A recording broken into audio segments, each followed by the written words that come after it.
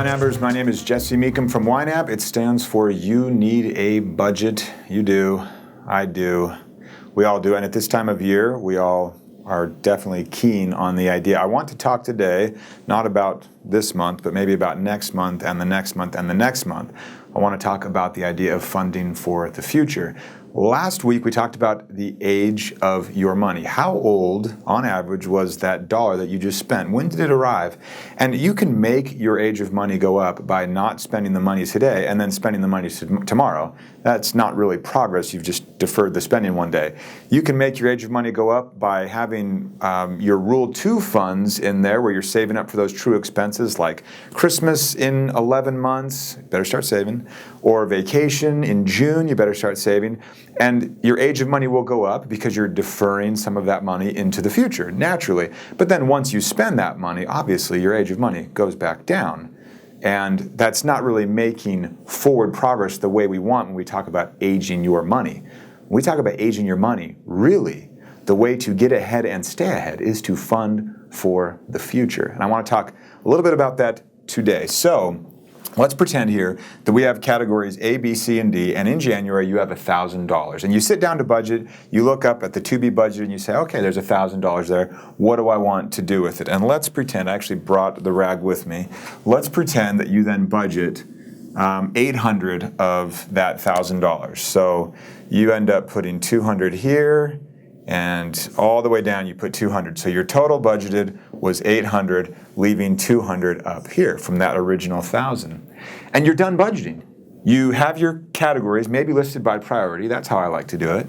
A is top priority, B is not quite as much, C not quite as much, and then D at the very bottom. D would be whatever thing you're just like, I don't really care about it, but I mean, I want it, but it's not nearly as important as A.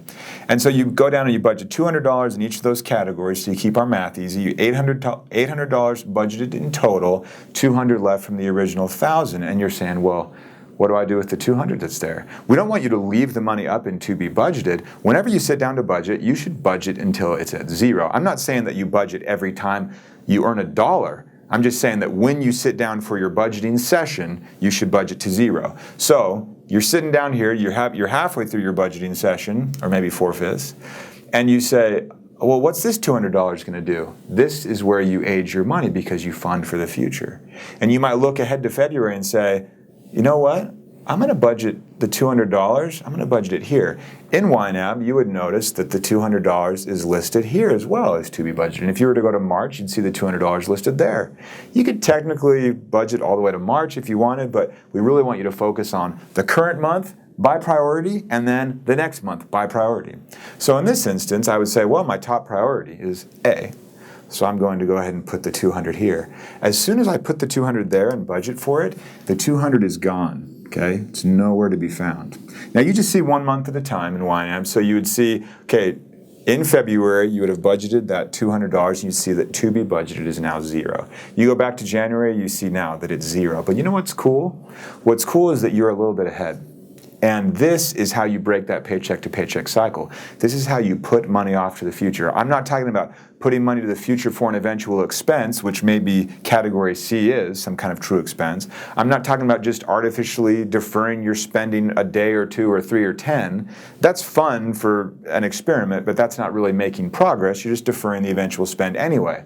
What I'm talking about is getting away from the financial edge where you're not paycheck to paycheck, where you're actually funding specific jobs in specific categories for that next month.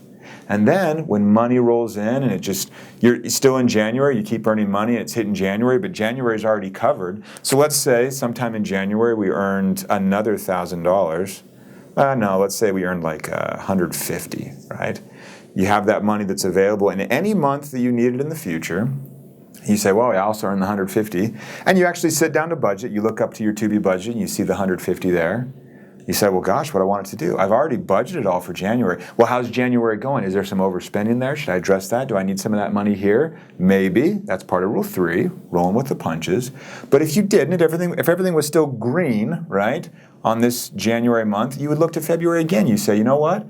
I'm going to go ahead and fund the category B with that $150. So you do that. And then, of course, that to-be budget is gone. No more $150.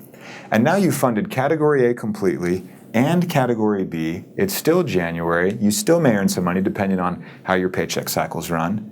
And in February, you'll have, if we were to treat it just like January, except you're now following the YNAB way, you would eventually have that $1,000. January is completely done, and you're $350 further ahead than you were in the first place. That is funding in the future, and that means that you can completely fund A, B, C, and D. 200 here was already done, change this to 200, 200, 200, and I don't know, so you'd end up with, based on what we did, you'd end up with the 200 that you had extra, because it's 800 total budgeted, plus the 350 that was already there. So you'd have 550. Once you'd budgeted completely here, let's go ahead and just walk through it, even though this is getting kind of long. I know I shouldn't do numbers all the time, but this one's important. You budgeted the same as February. You took care of what you needed, but you really only took some of that 1,000, right? Because you had the 350 already saved. So you end up with, I hope my math is right, I'm getting a little bit lost here, 550, yeah, that was what I said. 550 that's left in the to be budgeted, holy smokes, do you see that writing? That's just horrible, horrible. Anyway, the 550 is still to be budgeted, and you're saying, well, wait, I'm gonna start with March now. I'm funding more into the future. And we do the same thing, 200, 200. Now we've done with A, we're done with B, and we are working on C to the tune of $150. That's the idea of aging your money. It's not about deferring the spending a day. It's not even about funding your true expenses. Yes, of course, those influence your age of money, because the age of money measures how old that last dollar was that you spent, on average. But what we really want you to do is fund for the future. So when you're sitting there and you've budgeted that month, and you're sitting there at that budgeting session, there's still some money up to be budgeted. It is to be budgeted in the future. I want you to just run with that. Think about how it might feel if one day in the not so distant future, you sit down at a month and you realize, holy smokes, this last month I funded the whole thing. You broke the paycheck to paycheck cycle. Your money is aged very, very well, and your stress levels have dropped tremendously. That's the idea behind aging your money, and that's the idea of funding in the future for explicit, specific jobs. Thanks, everybody. I will see you next week.